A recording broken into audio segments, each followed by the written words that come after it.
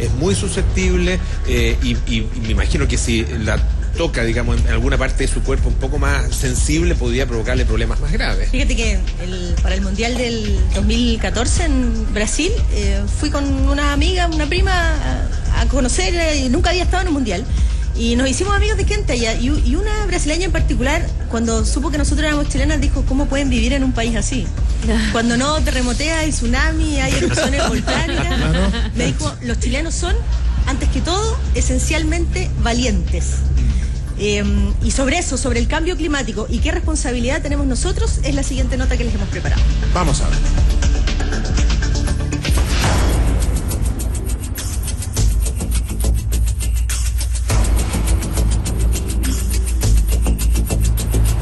Que está raro el tiempo. Es una frase que los últimos años hemos escuchado reiteradamente en nuestro país y los hechos así lo han demostrado. Un Chile más caluroso, menos lluvioso, con tormentas donde antes eran casi nulas, con nevazones donde antes no las había y un paisaje que ya no es el mismo. Un Chile que sufre los efectos del cambio climático.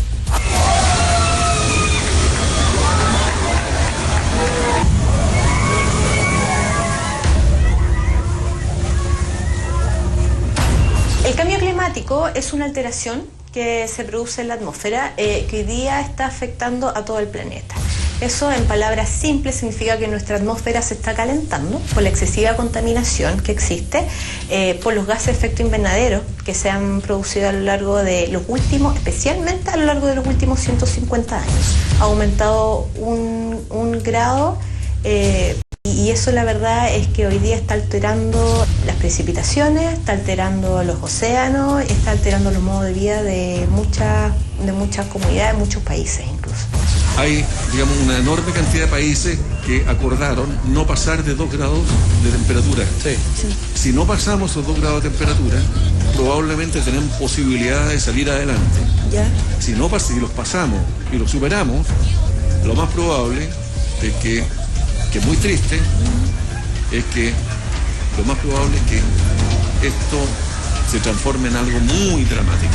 En el campo, los más viejos dicen que el clima ha cambiado mucho. Y según los científicos, tienen toda la razón. Basta ver la sequía que en algunas zonas lleva 7 años con déficit de precipitaciones que bordea el 30% y que se extiende por 7 regiones, desde Coquimbo a la Araucanía. No por nada, el Centro de Ciencia del Clima y la Resiliencia, el mayor centro de estudios sobre el clima en Chile, la llama la mega sequía, la más larga y extensa de la historia de nuestro país. Lo más importante para nosotros del cambio climático es también una tendencia de largo plazo a que las precipitaciones de invierno sean cada vez menores.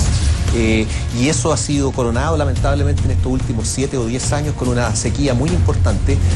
No quiere decir que la sequía se vaya a mantener de aquí perpetuamente, pero lamentablemente vamos en este descenso de las precipitaciones en Chile central.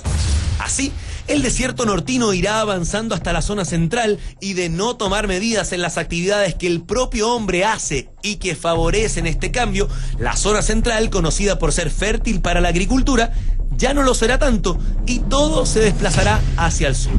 En términos más prácticos, ¿se ha dado cuenta que los últimos veranos cuesta más dormirse en Santiago? La razón, el aumento de la temperatura mínima, propiciada también por el aumento de las máximas, que según proyecciones elevarán los promedios de enero en 1,6 grados dentro de los próximos 17 años. Estamos en un aumento de la temperatura que no tiene descanso. Ya hace más de 30 años que la temperatura está aumentando constantemente, sobre todo en la zona central del país, porque hay cambios también bastante regionales. La zona norte no ocurre lo mismo, por ejemplo. Entonces, ¿qué esperamos si hablamos con respecto al cambio climático? Que va a seguir aumentando la temperatura y quizás también hay una disminución de las precipitaciones. Por lo tanto, vamos a tener sequías más extremas aún de las que ya estamos viviendo actualmente.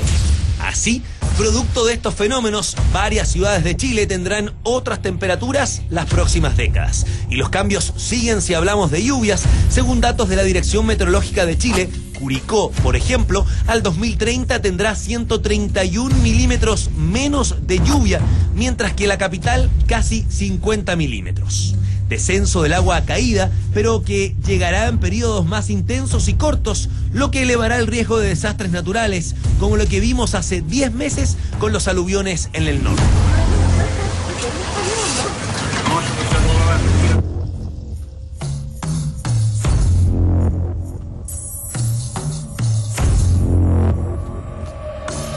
El patrón de precipitaciones está cambiando, es decir, está aumentando la zona de escasez de agua, y eso ya es evidente porque hay muchas comunas en nuestro país que el agua potable está siendo entregada por medio de camiones aljibe, y eso es producto que la distribución del agua está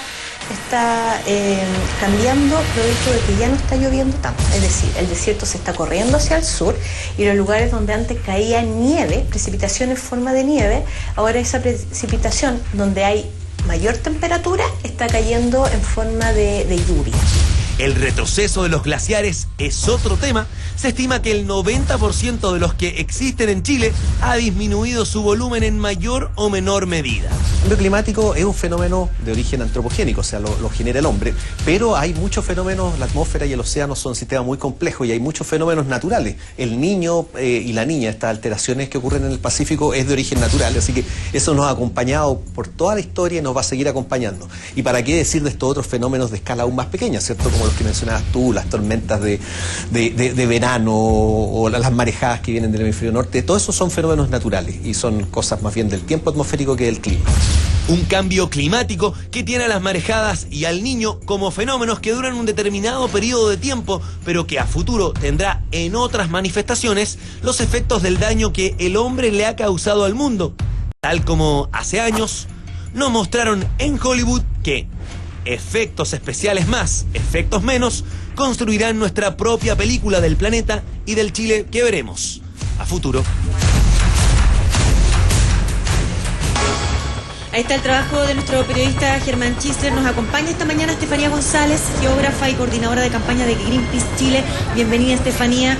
Muchas gracias. De a poquito los chilenos nos estamos dando cuenta y conectando los fenómenos. Las marejadas, lo que está pasando con la fragata portuguesa, las lluvias potentes que tuvimos el fin de semana. De a poco vamos sintiéndonos responsables, aunque sea de manera mínima, pero vamos conectando lo que nos está pasando, ¿no es así? Así es, y yo invito a la gente a la casa que con cosas más sencillas se dé cuenta de los cambios que nosotros tenemos. Por ejemplo, mi cuñado estaba de cumpleaños el 21 de abril, y resulta que nosotros, me recuerdo que hace tiempo, siempre se le arruinaba la fiesta porque había un montón de lluvia, y él contaba cuando chico que se quedaba con todas las sorpresas de cumpleaños y los gorritos porque los niños nunca llegaban. Y el último año hizo una fiesta con piscina. O sea, estamos hablando de ese tipo de cambios y que son bastante perceptibles en cosas cotidianas. Nosotros llamamos a la gente a que se recuerde las fechas, a veces los cumpleaños, cómo se pasaban las navidades hace 10 años atrás, y nosotros vamos viendo que los cambios se han ido acelerando los últimos años y parece impactante. Estoy pensando, por ejemplo, en Estados Unidos, todo el mundo asocia la Navidad con nieve, ¿verdad? Nieve, y el 24, 25 de diciembre había 23 grados, por ejemplo. No, y lo que hemos visto en Coyhaique, por ejemplo, ¿no? Hasta 31 grados con un incendio forestal ahí encima de la ciudad. Yo creo que son cambios patentes que hacen que nosotros también nos sintamos un poco responsables. Por ejemplo, hablemos de glaciares. El alza de la temperatura del planeta está haciendo que se derritan los glaciares. Nosotros tenemos en Chile costas bajas. ¿Qué efecto podría tener eso, por ejemplo? Bueno, nosotros como Greenpeace tenemos una campaña de glaciares muy fuerte, y lo que pasa con los glaciares es que tienen un doble objetivo. Nosotros estuvimos con el barco de Greenpeace recorriendo los glaciares de la Patagonia porque siempre se dice que no están tan afectados. Nosotros instalamos una cámara para ver los pedacitos de hielos que se caen en un lugar donde hace 8 años llegaba el glaciar. Esos son los efectos. Pero al mismo tiempo los glaciares nos van a poder permitir enfrentar los impactos del cambio climático. Nos estamos quedando sin agua. Veíamos en la nota cómo los agricultores se están viendo afectados. Vemos que las frutas suben. Este año, si sigue siendo tan caluroso como fue el 2015, que fue el año más caluroso desde el 1880 que hay registro, no dudemos en que vamos a tener alza de las verduras de hasta un 50%, incluso un 100%. Entonces, en ese sentido, los glaciares, en las zonas donde estamos viviendo la escasez hídrica, nos van a entregar el agua para poder mitigar los efectos del cambio climático. Por eso es urgente la protección de todos ellos. Hay lugares, por ejemplo en Estados Unidos, en California, donde están importando agua. Sí. Están comprando agua de otras partes y llevándola hasta... Y eso es un fenómeno que ya se está empezando a ver también acá en Chile. Yo creo que hay algo que es hay una cosa que es positiva de lo que está pasando, que por primera vez, tal como decías tú, Tonka, somos capaces de conectar el fenómeno global, que es como medio abstracto, ¿no es cierto? Uno dice cambio climático. No vemos tan lejano. Total, aquí las cosas están más o menos igual. No, pues no están iguales, han cambiado. Y lo vemos con fenómenos que son intensos, agudos, como por ejemplo las marejadas, que claro, es un fenómeno local, pero que está conectado sin duda con este fenómeno global. Entonces, creo que eso es lo positivo, porque para poder lograr revertir esto, vamos a tener que ponernos todos. Claro, y un dato bastante importante en ese sentido es que a veces se nos tilda de que somos demasiado fatalistas. O sea, nos dicen, no, pero es que le pone mucho color. Los escenarios de cambio climático de hace 30 años atrás, el escenario más fatalista se quedó corto con lo que estamos viviendo hoy día. O sea, no solo estamos viviendo cambios bastante abruptos, sino que están siendo bastante rápidos. Oye, ayer teníamos acá a un oceanógrafo que dijo, si no hacemos nada, de acá a 50 años, dijo, se termina ¿cómo fue lo que dijo? No, que de aquí a 100 o 200 años se puede perfectamente terminar la especie humana. Terminar la especie humana. O sea, así de categórico y dramático fue si no hacíamos nada. Es que, y eso es con los antecedentes que tenemos hoy día. Por ejemplo, con el gran fenómeno del Niño que está provocando todas estas tormentas, estas lluvias en verano. Son fenómenos que están estudiados parcialmente, pero no sabemos realmente qué va a pasar. Y ahí es importante ver los límites que tiene la naturaleza también. Por ejemplo, con el tema que a la gente le interesa en la casa, con las frutas y las verduras, que es un tema bastante sensible. En general, las frutas y las verduras tienen que tener un proceso para poder ser más dulces o más ácidas. Entonces, este año, por ejemplo, podríamos encontrarnos con frutillas menos dulces, porque no alcanzan a tener el proceso de maduración. ¿Qué significa esto? Quizá el fenómeno del Niño este año nos va a traer lluvia, pero no distribuidas a lo largo del año. Entonces, nos llegan las lluvias tardías, por ejemplo, en noviembre, octubre, que apestan algunas verduras, que hacen que las flores de los árboles se caigan y no podamos tener las frutas al mismo precio. Entonces, al final nos está afectando el bolsillo directamente. A mí lo mismo me genera algún problema, porque mira, yo lo que veo es que no se reutiliza el agua, porque ya sabemos que en la zona central cada año va a llover menos, hemos visto una sequía que lleva más de 7 años y que cada vez vamos a ver periodos de precipitación, pero van a ir siendo cada vez menores. ¿Por qué no se hacen campañas para reutilizar el agua? La poca agua que nos llega debiéramos utilizarla y para que no se pierda, porque en el fondo llueve harto en un corto periodo de tiempo, pero esa agua se pierde.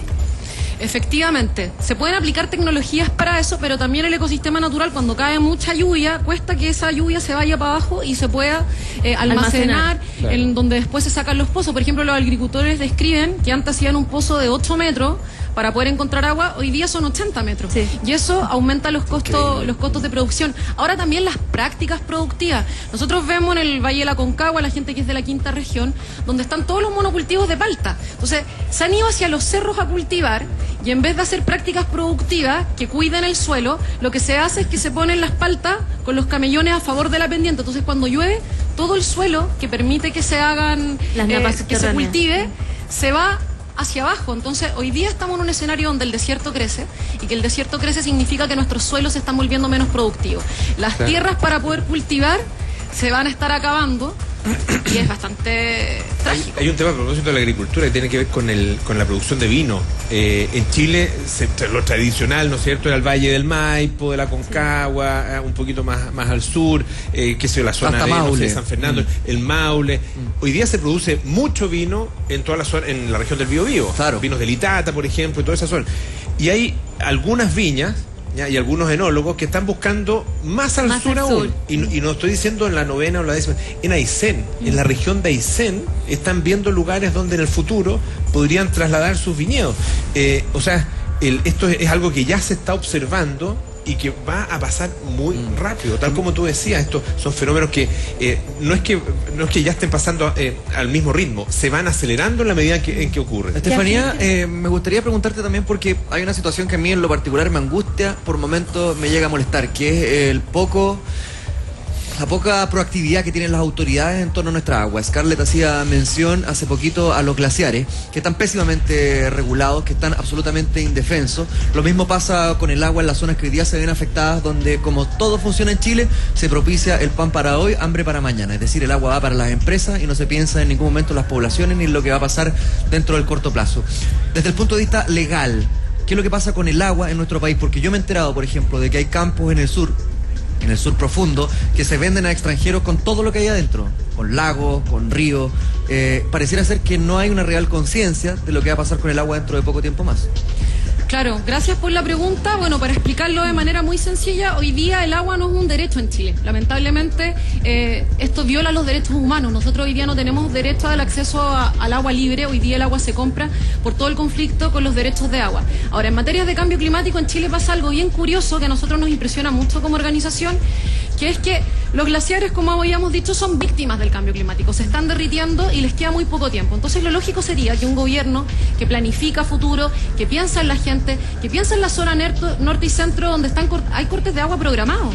Acá en la zona precordillerana de la comuna de La Florida, por ejemplo, se está dando agua con camiones aljibe. No es algo que ocurra en Arica, algo que está ocurriendo acá mismo en la región metropolitana. Claro. Entonces, uno pensaría que un gobierno que se planifica busca cómo poder utilizar mejor el recurso agua. Y una medida que nosotros estamos exigiendo es que se protejan todos los glaciares. Ustedes sabían que hasta el 70% del caudal de los ríos en épocas de sequía viene de los glaciares, del deshielo glaciar. Entonces, en lugar de proteger todos los glaciares de nuestro país, particularmente en las zonas donde hay sequía, en la zona metropolitana, lo que se está haciendo es permitir que se intervengan, contaminar esas fuentes de agua y acelerar su proceso de ¿Cómo se protegen los glaciares, Estefanía? Bueno, actualmente hay una ley de protección de glaciares que se está discutiendo en el Congreso. El proyecto original consideraba la protección de todos los glaciares ya por igual. Sin embargo, el gobierno lamentablemente... Sí, pero más allá de la ley, ¿cómo físicamente se protegen? ¿Qué es lo que se puede hacer? Porque es un fenómeno global el tema o sea, es un calentamiento global que está produciendo el derretimiento de glaciares, o hay fenómenos locales que se pueden evitar también. En Chile, lamentablemente, son fenómenos locales. Ya. Tenemos un récord lamentable, que somos el país récord en destrucción de glaciares por actividades mineras. Entonces, hay un fenómeno global que lo estamos estudiando, por eso nos fuimos al sur a medir los glaciares con científicos, con glaciólogos, pero al mismo tiempo nuestro llamado es a que, si estos glaciares son una víctima, porque son una víctima del calentamiento global, lo que tenemos que hacer es proteger a esa víctima, protegerla de que este proceso se acelere. ¿Cómo? No permitiendo la construcción de caminos arriba de glaciares. Hoy día los glaciares se ocupan como basurero. Eso significa que no solo estamos derritiendo el glaciar, sino que además la futura fuente de agua que nos podría dar en zonas donde hoy día hay quebradas que están completamente secas, se están contaminando. Y da la sensación de que esto lamentablemente va a empezar a ser noticia cuando afecta a Santiago, ¿no? O sea, cuando no afecte la precordillera, sino que cuando... No, pero me refiero a cuando esto sea ya burdo, ¿no? Cuando ya Las Condes no tenga agua, va a empezar a ser tema. Tú lo estás hablando, dijiste, en la Florida están repartiendo agua con camiones aljibe. La Florida también tiene un conflicto con el PANUL, así es. Que es la construcción de la precordillera, ¿no es así? Y cómo se está tratando de defender esos lugares, que son los lugares que absorben entonces el agua, y si los construimos genera precisamente todos los aluviones que hemos tenido en el pasado. Viste en el clavo, Tonka, o sea, en la precordillera, el tema de la red de defensa de la precordillera es parte de los movimientos por el agua y de la vida del que somos parte con Greenpeace. Ahí el conflicto es bastante importante porque tenemos bosque nativo como quillay, boldo, que se está desplazando hacia el sur esas especies porque tenemos altas temperaturas que hoy día nos están protegiendo de los aluviones. Este año, como está el fenómeno del Niño, va a ser un año especialmente lluvioso. Eso es lo que se pronostica. Se le llamó el Niño Godzilla incluso en Estados Unidos por los impactos que iba a tener. Y hoy día lo que nos está permitiendo que en Santiago no vivamos estos efectos son las masas de bosque. Entonces la deforestación de la zona precordillerana por la construcción de viviendas también afecta, y en ese sentido el llamado de la comunidad en el caso de La Florida es a proteger estos bosques, a proteger estos recursos. Hoy día estamos en un momento clave. Hoy día aún podemos hacer cosas. Hoy día el gobierno tiene en sus manos de ser el verdadero líder a nivel de Latinoamérica en materia ambiental. La presidenta Bachelet tiene en sus manos. Lo que nosotros hemos visto ahora es que no. Con la ley de glaciares había un proyecto original aprobado por todos los diputados que los protegía a todos. Sin embargo, el gobierno lo modificó por uno que no protege ni un solo glaciar. Y lleva mucho. De Arica hasta los ríos que no estén dentro de parques nacionales. Sí, yo quería preguntar por las conductas individuales, porque una cosa es lo que hace o deja de hacer el gobierno por desidia o por interés económico, por lo que sea, y otro es lo que hacemos todos en el día a día. ¿Qué conductas concretas deberíamos tener nosotros cada día? Bueno, lo primero es tomar conciencia sobre estos temas, como yo invitaba a la gente a recordar estos hitos, el cumpleaños de mi pololo, el cumpleaños de mi mamá, que nos hacen dar cuenta de que hay un cambio climático. Por ejemplo, hubo gente que en el verano estaba programada para hacer construcciones y le llegó una lluvia y la arruinó todo eso. A darnos cuenta de eso. En segundo lugar, a elegir prácticas sustentables. Nosotros, por ejemplo, cuando vamos a comprar, también con todo este tema de la colusión de los supermercados, podemos elegir a agricultores que tengan prácticas sustentables de manera que estén contribuyendo. Podemos hacer un cambio en nuestro patrón de consumo para que la gran industria se dé cuenta que hoy día nosotros como consumidores estamos empoderados y decidimos por comprarle a quienes estén ayudando al planeta. Y no al planeta, si el planeta no se va a acabar. Los que nos vamos a acabar somos nosotros los humanos. Entonces el llamado a la gente es a generar conciencia y a ver cuál es la huella de impacto ambiental que tienen los productos que consumen. Y eso nos va a ayudar a también tener precios más baratos para todos. ¿Y la agricultura cómo se va a perjudicar con esto? ¿Vamos a ver desaparecer algunas frutas, verduras en el corto, mediano plazo? Bueno, nosotros ya vimos el año 2015 como por ejemplo cultivos de papas, tomates, porotos desaparecieron completos. ¿Ya? Hay técnicas como los invernaderos, también en la entrada de los productos transgénicos que tienen un montón de riesgos para la salud que hacen que estas verduras sigan estando. Pero la calidad de ese tomate fresquito que uno tiene jugoso se va perdiendo. Lo que yo explicaba del dulzor y la acidez.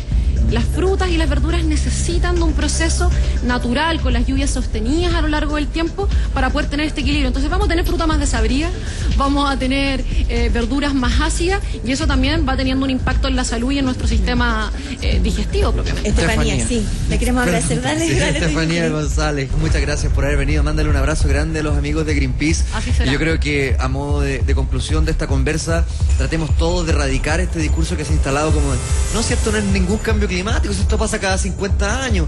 No, por lógica hay cada vez más industrias, más habitantes en el mundo, más consumo. Esto es como un almacén y lo estamos desabasteciendo.